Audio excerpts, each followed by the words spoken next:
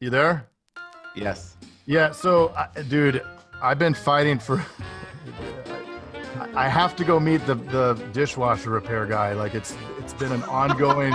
It's a 1 month long saga, and they like finally. You should have said that on the cast. Huh? You should What? have said that on the cast. Please tell me you just recorded that. Yeah, it's recorded. You gotta keep that in. It's the worst because my wife is gone in Seattle. I'm sick. We haven't had friggin' like a dishwasher for a month. It is a nightmare. Dude, please put that on the cast. That is too funny. We'll put it in there. Welcome to the Insurance Dudes, a podcast for insurance agency owners, helping us to think of different ways to optimize our business and our lives. In this episode, Preston Schmidli talks about life, independent agency versus captive agency, and what catapulted his agency to success. How you guys doing today? Awesome, Good, man. How you doing? I'm doing good. I just got off a call with my life coach. Life's good, man. All right. Who do you go to? Or what group? His name is Bruce Gold. He's a private life coach, and the dude's a gangster. So, Oh, that's awesome.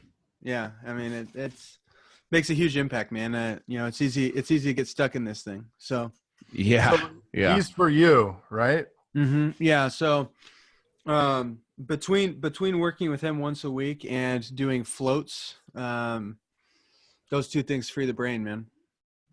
What are What's floats? Yeah. Look at that. Seriously? Oh, okay. All right, guys. So I should get paid an affiliate fee for this for them. But okay. So I do this all the time. So a float is a sensory deprivation water float chamber where essentially there's roughly 1,000 pounds of Epsom salt in the bath itself. And what happens is you become the least dense thing in the tank.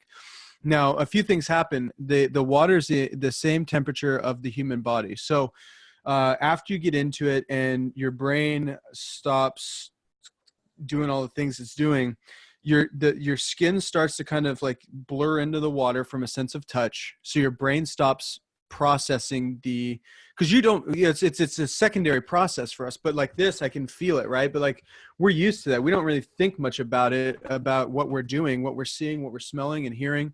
But your brain the RAM is operating at like 80% at all times, right, of your brain. And so what a sensory deprivation float chamber does is it allows you to function, your brain to function and process without having to spend any bandwidth on what you see, what you hear, what you smell, what you feel. So your skin starts to blur into the water because you're the same temperature. You're floating. Which adds an additional sense of freedom. It doesn't matter whether your eyes are closed, it's pitch black. You can't really hear anything from the outside. So you literally, I go in there, most people go for 60 to 75 minutes, but I go for 2.5 hours. Just to, dude, I always bring a notepad. Last time I went in there, I came out with, I'll get out 2 or 3 times usually. I came out with like 17 just gangster ideas. So it's That's just awesome. It's like accelerated 100%. meditation. Accelerated 100%, meditation, right? Because your brain isn't focused on all of this like auxiliary stuff that doesn't provide value. Right. So it's just literally like on like the good shit. It's dope. You should try it. Nice. That's Nice. awesome. I believe Wow. that seems to be a Northwest thing. My wife has done that up in Seattle. Maybe It's common up here. I think it's common in hippie communities. And Seattle has some of that. But like there was even a place when I was in Thailand last month. There's a place there too. So it's definitely global. But there's less representation. Like if you tell people in most places, oh, I'm going to go do a 2.5 hour float, they're like, are you going to be okay? Whereas because most places do 60 minutes. So like I got a double. Whatever Yeah, you I want to, whatever the max is, double. I do. Well, I'm in a good place too, where if I feel like sometimes I'll get out at 75 minutes and I'm like, one or two things will happen. If I had a cigar beforehand, I might be a little edgy. My brain isn't able to slow down to where I need it to be. I'll get out at 75 minutes and just call it a loss. And then they just credit me the second half. So I'm like, it works out, if I get half my money back if I don't stay for the full thing, but usually I do. So. That's crazy. If I told my wife I was gonna go into a chamber where I'd be the least dense thing in the chamber, she would say that wasn't true. So I know. Well, it's incredibly refreshing too. What I've noticed is because sometimes I'll go in there and depending on my state, right, I'll sometimes I'll do something to affect myself. Like when I'm in the parking lot, I'll and this you might want to filter out, but I'll take a hit, or I'll take or I'll just have like a drink, just something small, not a lot, because I don't want to be heavily affected. I just want to be slightly influenced. And what it does is it allows me to go in for 2.5 hours sometimes and just have the best nap of your life. And I come out feeling more refreshed the next day. Like it'll get rid of a cold. It'll get, like I'm telling you right now, it's like, it's almost like a woo-woo level medicinal type thing if you're feeling off. So, yeah, just go book one. You guys will feel it. You guys will see what I'm talking about. I got to do it. I didn't even know about this. I don't know if they have it in Tucson. They have the cryo. Like they started with that. Have you done cryo? I have. I have that membership, and I don't use it as much as I should, but I do like it. That really gets you more focused. Like that's, like you come out and you're like, duh. Is it? Yeah, I like it a lot. And I have psoriasis. It helps with some skin stuff. And okay. Yeah. So you have Cloud9 flotation and Levity flotation and wellness center. Cloud9 looks like they have better SEO. They're focused on reviews, but both of them seem to have 5 stars, and they're both like above 50 reviews. So, I'm going to be honest. I'm looking at the Levity Flotation and Wellness Center. They're open till 10 p.m. Those are usually the ones that are going to give you the longer floats. So I would check out Levity. They're in Tucson. And with a cold, so I've been a little sick, and maybe that'll be the end that knocks it out. I'll go there tonight. So I don't know, because I don't believe in stuff like, the whole wraps and stuff. And I might offend a few MLMers that listen to this. But, I don't believe the whole quote unquote pulling the toxins out in a lot of applications.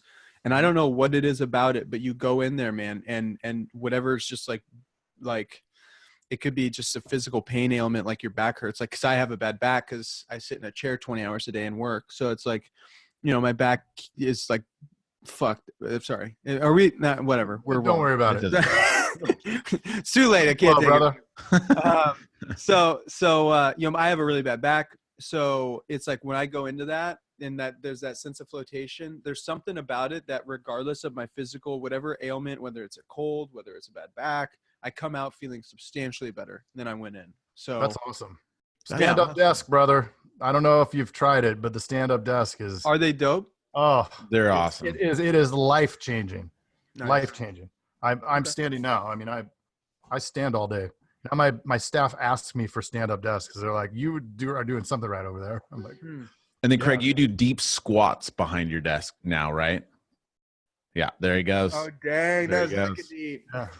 No, I do orange, like for workout. I do this thing called Orange Theory. So I go to that, which is high intensity interval training.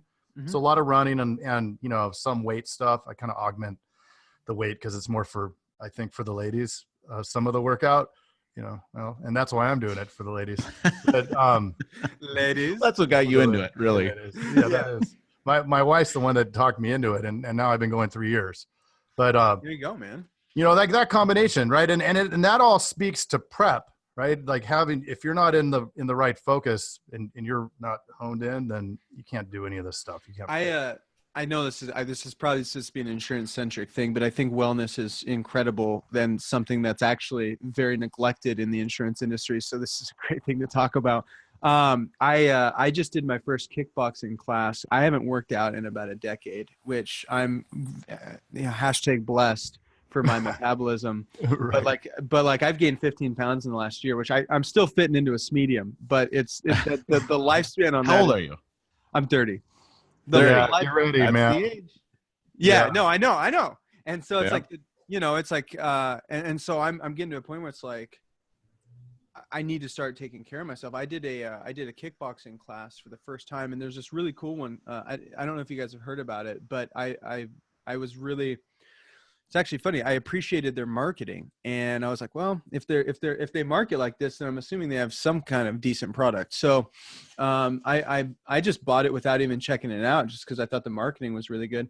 And I went in for the first time. I'd been paying for it for like 6 months. Went in for the first time, and it's called 9 rounds, and they do like, it's like 9 3-minute stations. And by the end of it, dude, because when I was thinking of it, I had a lot of insecurity. I was like, dude, I've been doing this for 10 years. And I didn't realize it until I started walking up to it, because I had committed. I'm going to go in today. Hell or high water, I'm going in. And all this fear started coming up. I'm like, you haven't done this for 10 years, bro. You don't know what you're. And I used to do MMA fighting, And so I went from that to 10 years of nothing. And it's like, holy shit. And so I'm going to this kickboxing class. And I didn't realize it wasn't even the physical expenditure of it, like from a muscular perspective, that was brutal for me. It's the fact that I'd smoked so many Black and Milds in the last 5 years. I'd smoked thousands of Black and Milds. I had zero, like, dude, I couldn't breathe by the time I was done. It was brutal. So I quit. I literally, as I was driving away, I littered. I threw all of my tobacco out of the window, and I haven't looked back. So, Good job. Yeah, so life's getting better a little bit. So, cool. So we started now. Let's go back. Okay, let's go back. You were a captive agent at one point. Yeah. Most of the people that are going to be listening to this are a lot of Allstate agents. Okay. So, awesome. What agency were you with? I was Farmers. Farmers, cool. Yeah, and I'm actually I like Allstate. So I've done insurance since I was 12. I illegally sold for 6 years until I was able to get licensed. I feel like the statute of limitations is cool on that now. If not, then let's redact that. We'll have to look that up. But my dad's like a 25-year something like that Farmers agent, and so it's cool. I grew up in the culture, and as a company, at least back then, I really loved Farmers. I mean, there was a lot of good things about it. It was more of a family type company, and I'm sure a lot can change in 10 years. This is back. So like it's a very weird thing for a 30-year-old to be able to say, but I was doing insurance in the dot matrix printer era. Like you had to rip the sides of pages off. And that was back when you'd send a commercial application in, and that, the prospect would call and be like, what's going on? And you're like, I don't know, man. Yeah. So I'm still waiting for an underwriter. So I'll let you know it's going to be a week or so. That was back here yet. Yeah. I think Craig stats on paper. Yeah, we used Abacus and Chisel tablets. Right? There you go. Nice. I always saw you for more of a papyrus guy. Yeah. Well, whatever's at hand. There you go. So I'd done Farmers since I was 12, so it's like 12 to 18. And when I became 18, I knew I wanted to do my own business. And I was going to do it with Farmers just because of my exposure and experience. But I wanted contrast from the family business, because there's an element of, you're like, well, I love my dad, but I don't know what he doesn't know. So it's like, I need to go find out for myself. So I went to be an agency manager of an Allstate office, and that was a unique experience. I did that for a year just to get, contrast in my exposure, and really cool product portfolio.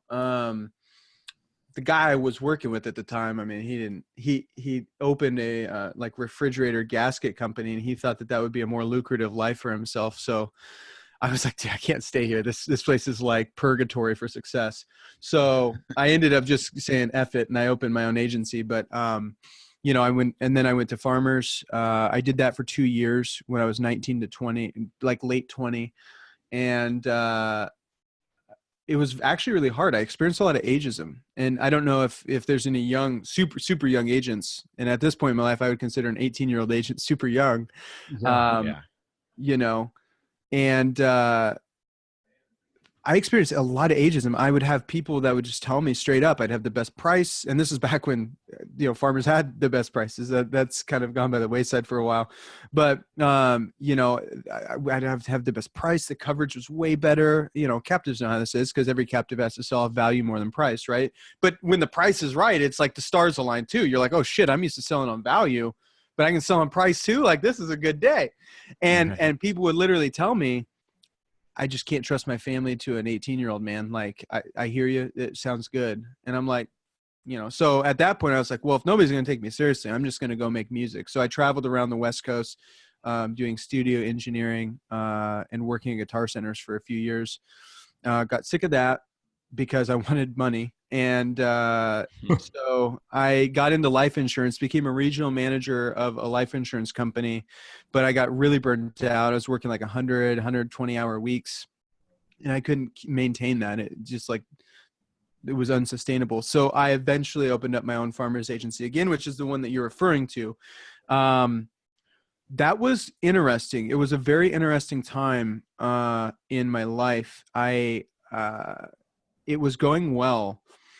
And this is actually back before I really knew anything about marketing. And if you I think you guys read the book, right?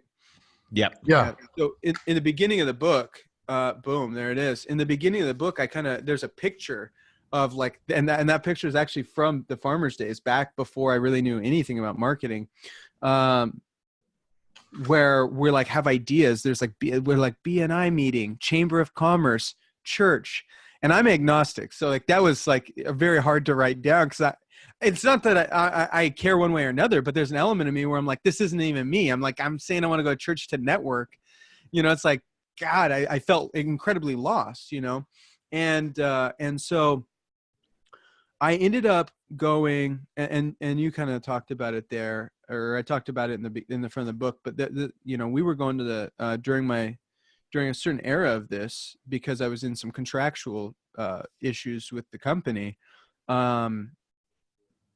had to go to the plasma center. We were on really hard financial times. And during that era,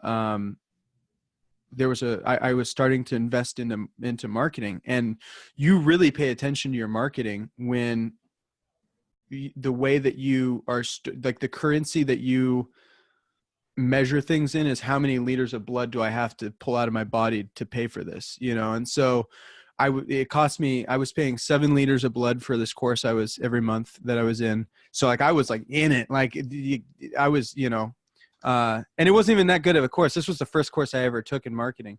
It wasn't, it was what I needed at the time. And so I just dove into this, and I teared it apart. And I was like, I spent every waking moment diving into it, because I became obsessed, because I was like, finally I found a way to live the life I want, and I didn't think I'd become a marketer.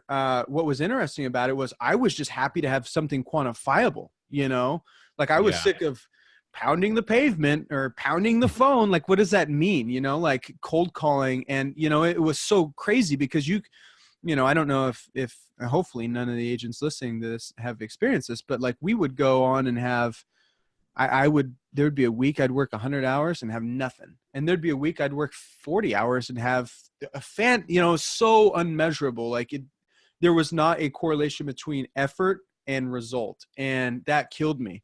And so when I learned digital marketing, everything became quantifiable at every level, right? How many leads, what's the cost per lead? How many impressions? Like, are they converting over, what's the cost per 1,000? But like from the marketing perspective. And then when the lead comes in, it's like, how many did we speak with? How many did we close? How many did we lose? Why did we lose? Like every step at every point. And I think that's where I really became obsessed, because like, I love sales. I love the, because leads by themselves or whatever, like it doesn't matter if you're great at sales, a phone book will do. And if you suck at sales, there's a referral, you'll lose a referral. Right. Right. So it's like sales is ultimately the main skill, even though marketing is incredibly necessary. And, but I really fell in love with, I was like, wow, like I can actually dictate, like if I want X amount of money, I just need to, do the math and figure out what I need to multiply. And then I just do that and I'll have this, right? So input and output became corollary, and that blew my mind. And so I literally went on a war path, just this death march to get what I needed from life. And so that's awesome, man. And was that when you were, when you went indie or prior? So that was what really started, so I got really pissed off because, I was at this conference I was just telling you about, and we only had enough money to buy the ticket. I couldn't afford a hotel, so I packed like one of those, what are those, like those foil blanket thingies, you know? Yeah. And it's Texas, so I'm like, I live in Washington, so I'm like, shit, I'll take a foil blanket in Texas over a house in Washington. Like, it's better than my heating bill. So, you know, I'm an optimistic person like that, but you know, I didn't have enough for a hotel. I didn't even have enough for the event, but the guy, he was gracious enough to, he's like, hey man, you know, if you want to film some testimonials for me, or, you know, he let me figure out my way. Right. Cause we were in a hard time.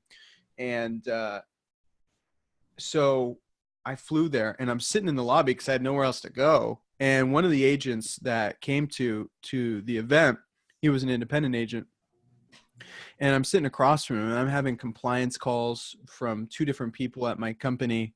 One is from my district manager, one's from corporate, and one is saying they just went through like a systems transition. One's saying I need to I'm going to have to maintain 2 leases because one of their systems is messed up as far as what's in it.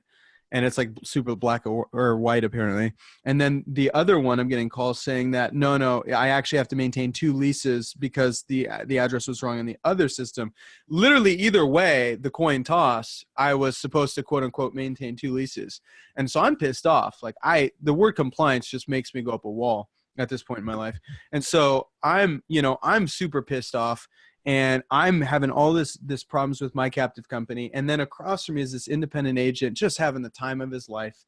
He's closing deals like it's nothing. Prices, you know, when you're independent, prices always, it's whatever. If you can't close something as an independent, you just have a sales issue. It's that simple, you know, because most independents that were never captive, they don't know what it is to sell on value. They're used to just being a rate shop, right? Which nothing wrong with that, I guess.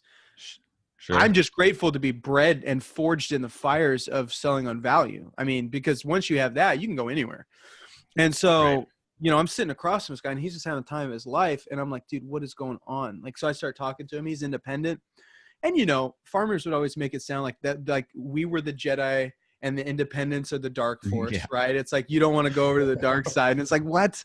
So when I started finding out about this, I was like, no way, dude, he's like his life is way better. And the more we're talking, I find out a few of the so we had just taken a rate decrease or a commission decrease, excuse me. You know, they lowered our commissions on like almost every product.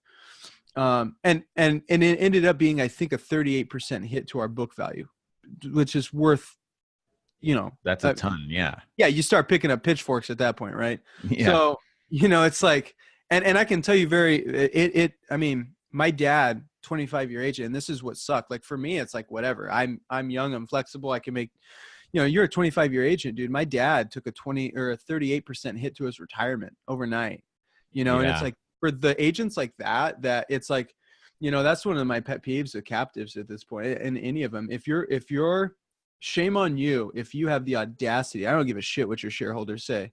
Shame on you if somebody put their blood, sweat, and tears into your company for decades, and you have the audacity to affect because the contract doesn't have some sort of clause in it that like locks in commission rates.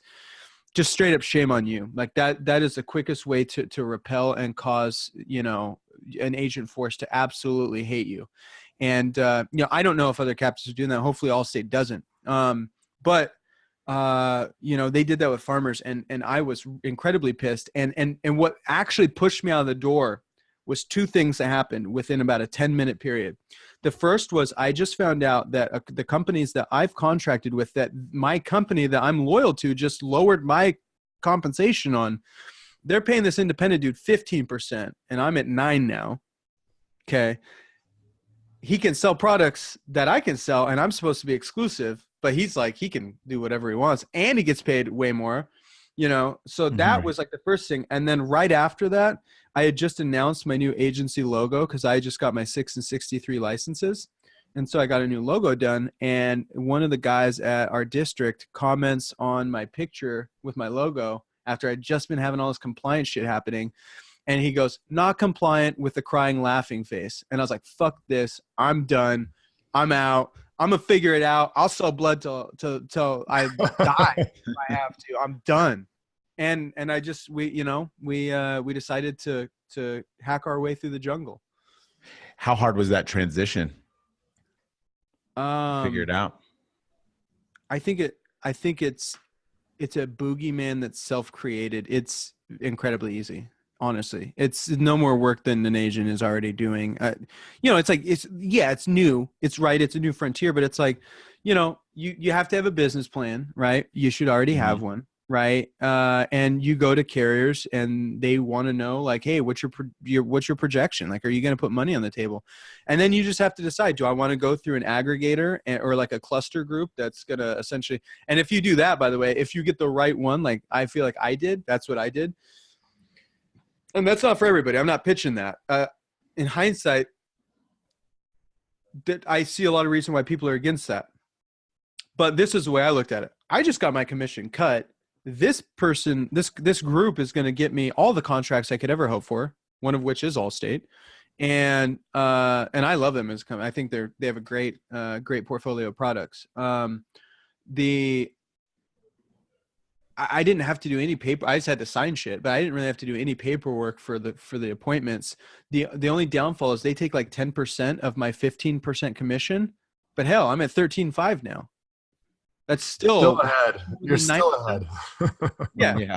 Yeah. So not only have I learned how to sell on value, not only am I getting like a 50% rate bump on like everything I write, I don't have to do any of the paperwork pretty much. And this was the kicker too. So I get a 50% pay raise in auto. Let's just use auto as a line of business because this is actually the most pivotal. And this is one of a pet peeve I have with captives, because most captives are 6-month auto policies, depending on where you're at. But most places it's a 6-month auto policy, right? So for the same auto policy, I get a 50% pay raise and I get to sell 12-month policies. That's a 300% revenue comparison to selling a 6-month policy on what I had before. It's so much easier to scale a business when I get 300% money now. Right. It's crazy. And so there was a lot of pros. The cons are, they call it independent. If you play the independent game, you can be alone, but you don't have to be. I look at independent as a definition of freedom, not isolation. And so I've connected very intimately with other independents that I look to and respect. And I've developed incredible friendships and all these guys in here, right? Pretty much most of them. Yeah. And so it's like, my goal with that, and I don't know, I mean, if you guys, I don't know how closely you guys, and I know Jason, you're kind of new to my circle, but Craig, I don't know how closely you followed me over 2018, but I traveled, like I said in the book, I traveled like to like 20. There was like we took 20 trips in 2018. So like every dollar I was making, I was reinvesting into the dream. Like I was like, we got to go. Like I have to learn. I was like, whoever knows something I don't, I have to learn. I am a student as much as I'm a teacher on this journey. And, that's always been really important to me. So I was just on a warpath, man, to grow and connect with the people who are the most pivotal, the most, that are going to be influential in this journey. And that's what I did. And so, those independents, I wouldn't have the agency I have right now. And a lot of people do that, they deflect. They go, well, this is scary. They're just going to try to take my ideas. And then when you start to meet people, you realize your ideas ain't shit. It's like, Right. I want to get around 100 people that make my ideas feel like they're nothing, because that just means I learned a ton from them. Yes. So that's 100%. And that's kind of that was a big turning point for me. And I think that's, especially in the insurance world, we're ingrained with scarcity mindsets, right? All the disruption happening, the industry's consolidating, which that might be true, but you know what? We all survived the corded phones. We all survived the internet. Nobody lost their business because encyclopedias are no longer important. So it's like, how many different disruptive waves have we survived? We'll figure out a way. If you care to be successful, you'll figure out a way. And so it's like, if we just open up and have abundance mindset on that and go, okay, well, I'm going to connect with people instead of pushing away, because at least if I connect with people and they might take from me, but I'll take from them. I mean, that's sharing, right? And And there is so much wealth to be had in that. And yeah, so I think if people want to go independent, make friends, have a strong focus on making friendships, and pour into them as much as you're trying to take from them, and you'll have success.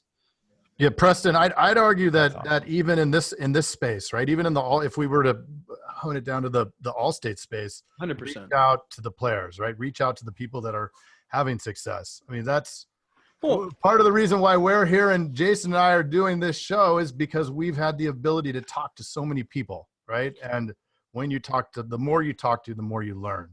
It's cross compatible too, you know, like I'll sit down with an Allstate agent all day for multiple reasons. Selfishly, because I sell Allstate, I want to know, and who better to know about Allstate than an Allstate agent, right? Like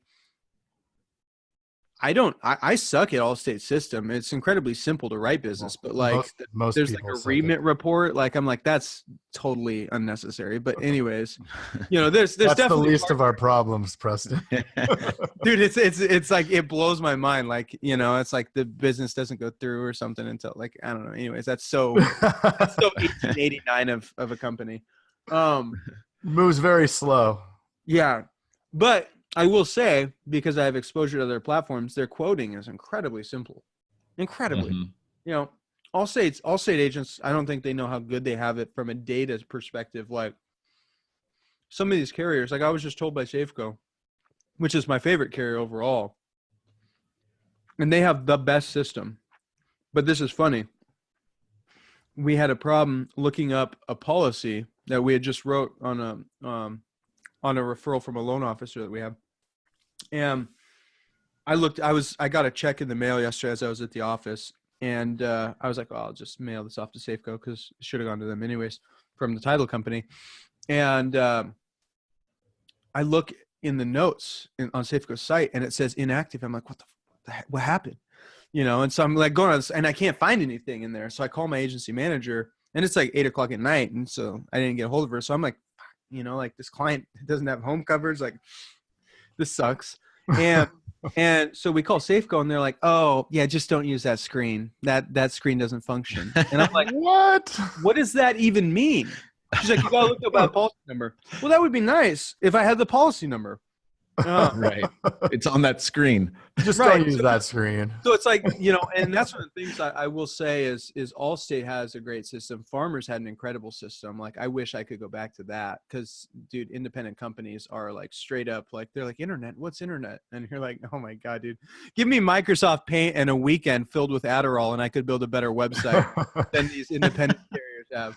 It's remarkable. Very rarely, and I think Jason will support me on this, very rarely do you hear somebody give kudos to Allstate's technology. So right. This is in our industry, it's the only industry that is so outdated technologically. And you know what's crazy? They pay like 6 and 7 digit to have these shitty systems. I'm like, bro, cut that in half, send it to my agency, and I will find the people to do this for you way better. I feel like my 14-year-old could put together something a little bit smoother, you know, given the resources. Yeah. We need to get your 14-year-old into a few of these companies. Yeah. So I think that it's important to really cross-pollinate too. Like I love talking to people at Farmers or Allstate or State Farm or, you know, American Family or whatever.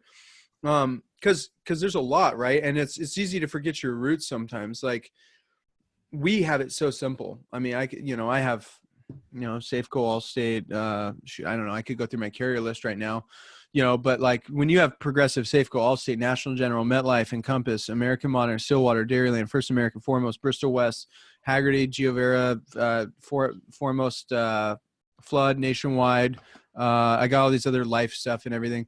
But like when you have that, dude, price is not like, what's price? You know what I mean? It's like the risk portfolios, like are from an underwriting guideline perspective, is wide open. The pricing's wide open. And so it's like, I forget sometimes what it's like to sell on value. And so I love that, dude, because like a successful captive, there's like a hunter in them. There's that, you know, they're the lion. They're just a killer. And dude, sometimes it's nice to be surrounded by that because we take that for granted sometimes. Like, you know, that culture is, I don't know that I don't know that all estate agents might, I'm sure some of them do, but I don't know that they are aware of how good they have it from a people perspective, because if any one of those person went independent, and this isn't me trying to tell them to do so, but if they went independent and they're great at sales on value, they will friggin' kill it. Crush it. Yeah. Oh my God, dude. Their life would change. Hey, thanks for checking out the Insurance Dudes. Hey, please subscribe. We got some really great stuff coming out.